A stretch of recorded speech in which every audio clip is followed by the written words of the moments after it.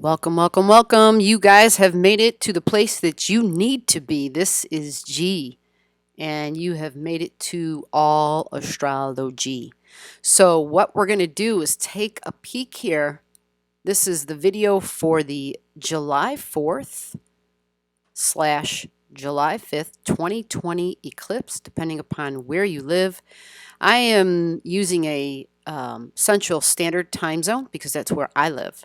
And for me, in my Central Standard Time Zone, the eclipse happens at 11:44 p.m. The energies that are going to be at play here, if you take a look at this chart, it's really a cardinal energy eclipse because we're going to have the moon over in Capricorn at 1338.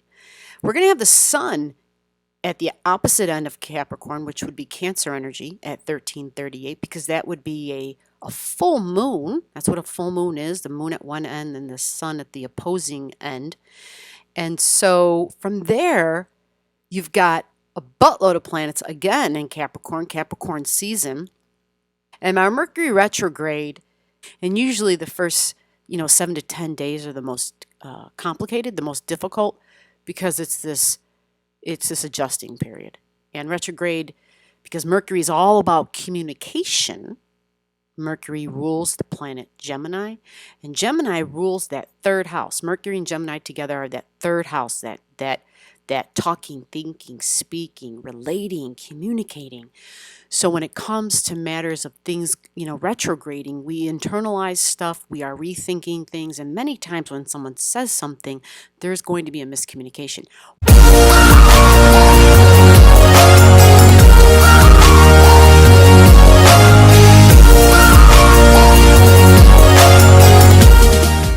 Gemini energy, Mercury energy, rules social media. And so this involves the internet. We're going to have the planet Mercury in Cancer. Again, this is for July 4th, July 5th. That is the eclipse. It's at 1338 of Capricorn energy.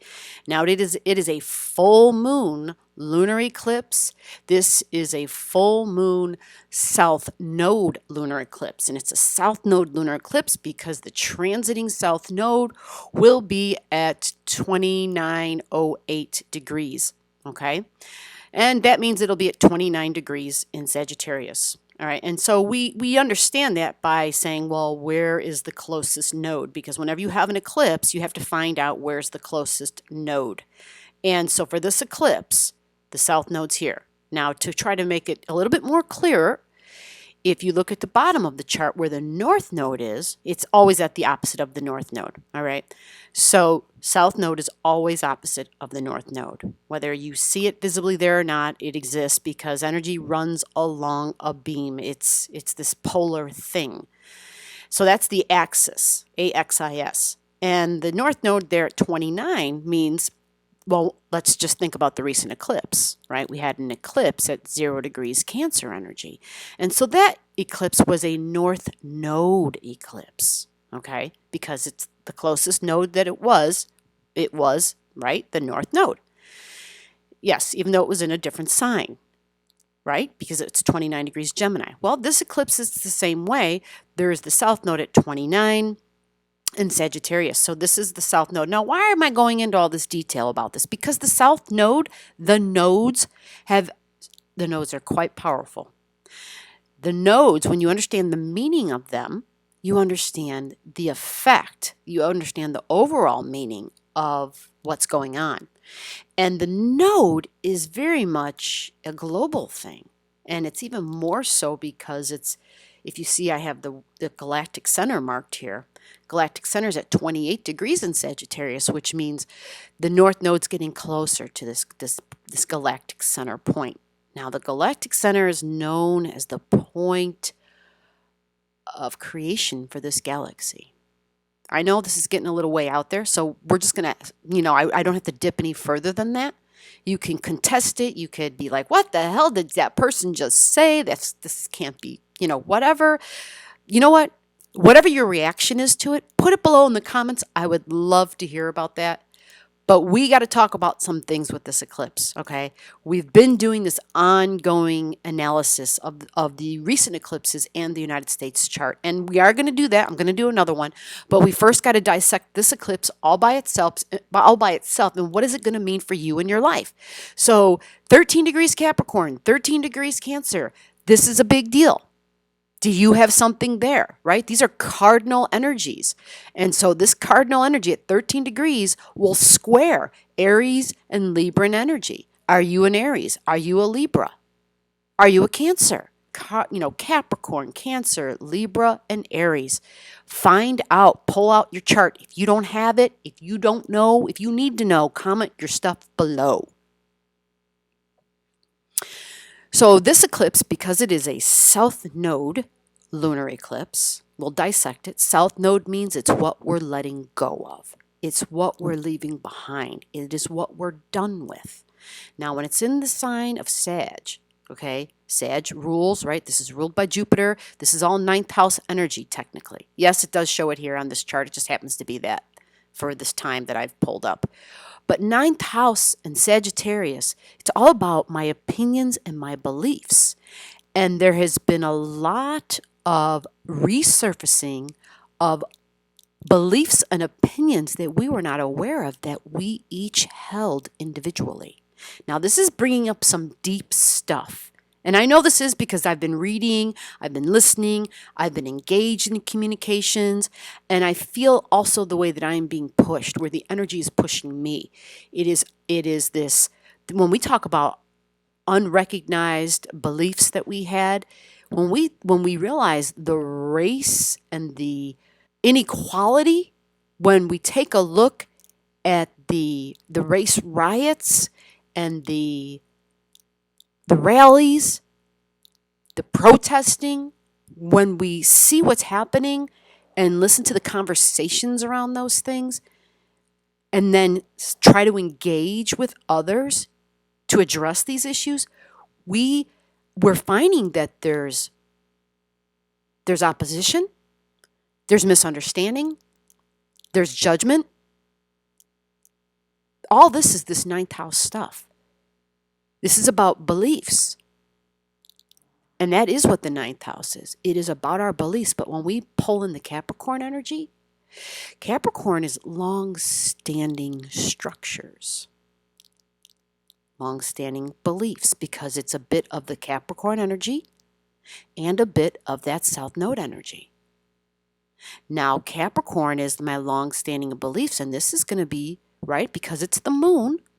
The moon is our emotions, but it's also my mom. It's also my home. It's also my family. So long-standing structures, long-standing beliefs about home, about family. And when we say long-standing, traditionally Capricorn sign is about stuff that you built up over time. Your 3D world. Capricorn is earth energy. It's cardinal earth. And so when we talk about cardinal earth, it's something I can look at and I can see and I can count on it because I can see it. It's 3D, it's tangible, I can grab it. And I can say, I believe in this because I can hold it in my hand. You can't tell me it doesn't exist because I'm holding it. I can feel it. I'm looking at it. I can knock on it and there's a sound, right? I see it so I can believe it. And that gives me a certain amount of security. And that is Capricorn. It is my tangible securities. And we know the opposing energy of that is Cancer. Cancer is my emotional securities. Well, this eclipse is a little bit of both, right? Because it's the moon. And the moon represents your emotions. And the north or the south node is the release of some of these things. So it's the release of beliefs around home, around family, about mom and nurturing, about emotional security, and how your emotional security was tied to your tangible security and your beliefs about all of that. So to help you out as a listener, look in your chart for these degrees, 1338. We're going to give this a 2-degree orb, maybe 3. Orb means, the numbers of degrees that are close to it. So if I say a 2 or 3 degree orb, that means if we go up, It goes all the way almost to 1638. If we go backwards, then it would take us to 1038 of Capricorn. All right? Now, eclipses are so powerful that we don't only look at the point of the eclipse, but we look at the energy opposing it. And look at that, right? We all knew it. The sun was going to be there at 1338, but look what else is there. Sirius is there. Sirius is the divine feminine energy. I always pay attention to Sirius. I know some of this might be a little too deep for folks, and if it is, that's okay. I'll try to talk about it in ways where it's, I want to include everybody. This channel, if there's anything else I am being so strongly impressed with is to re-emphasize how often, whenever, however, as many times as I have to, about unity in the community. And the goal is to start from within. We all have to do this in our home. We have to first do it with ourselves as an individual. Then we got to do it with the people that we love and care about, the people that we consider family. And then from there, what happens on the outside will be a reflection of the work we've done inside. Because that is the ultimate goal, to show unity within the global community, within the cosmic community. Keep that in mind. This is big because Sirius represents that cosmic energy, the divine feminine mother goddess. Sirius, family, nurturing, compassion, empathy, understanding, a recalibration of the masculine and the feminine energies, a recalibration of the masculine and feminine frequencies. Where is this in your life? The answer is, where is this in your chart? And then you know. Yes, it's going to involve family. Yes, up here is going to involve my work. So it's a release of what my beliefs were in regards to my ambitions, how I wanted to show up in the world. Are you changing that? Have you been changing it? Think back to the year 2015. Because in 2015, we had Pluto here. In 2015, Pluto was here. And when Pluto sits somewhere, it's transforming on a deep level. It's making permanent changes. Pluto moves really slow. So it's not like, hey, gee, I don't remember any changes in 2015. Well, that's because Pluto does not move fast. It's very deep. And stuff that's super deep tends to be, it's a little bit slower. It's not a quick burner. It's not like that bright flame that burns out fast. That's not Pluto. Pluto is below the surface, and those deep below the surface changes are not obvious. They're little things here and there. But remember, the little things add up to be a big thing. And that is the way Pluto works. Little by little, by piecemeal, Pluto does its thing. And Capricorn energy is your career, is your goals, is your ambitions. It's how you want to show up in the world. But we're releasing something. We are coming to a realization because it's a full moon eclipse. And a full moon in general shines a light on something, and it helps you to release and to complete and finish something. It's something you were in the process of completing. You were in the process of releasing. And so when that light pops on, there's this another thing that you see, this extra piece of information that helps you to say, oh, yeah, I was planning on letting that go anyway. And now I see this and I realize, oh, whoa, yeah, I definitely got to let that go. And so that's what this eclipse is going to do. And so this may have been, there may be people listening who are like, oh my God, I've been thinking about leaving this job for I don't know how long. I just can't do this anymore, right? Now, this isn't to say, hey, drop everything and walk away. This is a process. You want to be smart, but astrology helps you to plot, how to plan, how to plot. It is your map of your life. In this whole process, it's never about make these extreme changes. The big goal is to do things in a balanced way. And don't worry, the universe helps us when we need those extra nudges and pushes, right? We all know about Mars. That's the activator. But understanding just the bare underlying foundational frequencies that are going to be present for this eclipse is a big deal. Now, we all know when I say the July 4th, we're like, whoa, July 4th, that's Independence Day for the United States. Yes, it is. It most certainly is. By the way, if you own the Zodiac Starter Pack, the Zodiac Starter Pack is an astrology course that myself and my astrology partner, Miss A, and I created together. And the sample chart we chose, because typically you use a chart of something that's famous, something, or a person that's famous. Well, we chose to use the United States as that chart because when we created the course, we knew, we saw the unfolding, the initiatory events of how this state was going, how this country was going to be going through some growing pains. The real main goal was to get it into as many hands as possible. That was the real purpose of it. Getting that package will include your own chart. It will include, there's like 13 videos that are only viewed by people who've paid for the Zodiac Starter Pack. At least check it out on our YouTube homepage. The United States and Independence Day, right? Because 1338 is where the United States sun sign is. And so, yes, the United States is having a birthday on that day. And so it's very relevant when we talk about Sirius in Cancer, the divine feminine energy. And and the matriarch, a matriarchal society, and the recalibration that will occur. The South Node lunar eclipse is about letting go of a belief about a career, letting go of a belief about an ambition, and being, your emotional security being a big deal, being tied into your financial security, to your tangible security. And see if you have something in either Aries energy at 1338 or Libra energy at 1338. And so you're going to give it like a 3-degree orb. So that's going to be in the cardinal signs, roughly 10 degrees to 16 degrees of Libra or 10 to 16 degrees of Aries, because those would create a 90-degree angle. And in a 90-degree angle in a chart is called a square. And to give you an idea real quickly, like right here, Mercury is squaring Mars. All right. If Mercury is squaring Mars, that means they're within a 90-degree orb.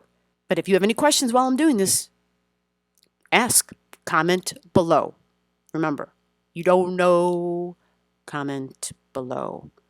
At this eclipse, you've got the sun and the moon opposing each other. So whatever the light is shined on, typically your emotions get rocked, get elevated. Now, if you have something at this degree, this would be a factor. Okay, this would be, you could expect your emotions to rise. But with the sun in Cancer, with the transiting sun in Cancer, it is typically going to be, emotions are going to be, the emotional waters will be stirring more than usual. And if you look over to the square energy to Cancer, square energy to Cancer is the cardinal sign. So that's Aries or Libra. Well, we see there's nothing in Libra, but we look over here and we've got Mars at 4 degrees. Okay, yep. By the 28th of June, I had already said this before at the other videos, be aware, be highly aware, the 28th, 29th, and the 30th of June, the 1st of July, the 2nd of July, that's going to be a hot time, folks, because, especially for those who live in the United States, it'll be a hot time. Hot time. Stress, testing, tension, a lot of assertions, this desire to want to do, because it's Mars. But it's going to be squaring the North Node. It's going to be squaring what you want to do. The North Node is where I'm headed, where I'm going, what you think you want to do. Mars is going to be squaring it in those latter degrees of Piscean energy. It's going to be squaring it. And that's not the only thing.